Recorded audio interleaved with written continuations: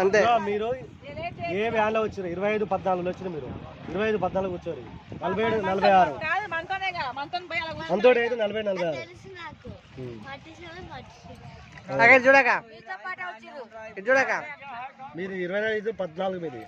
మీ బ్రహ్మాస్త్రం వేరే ఉంటుంది చూడక వీడియోస్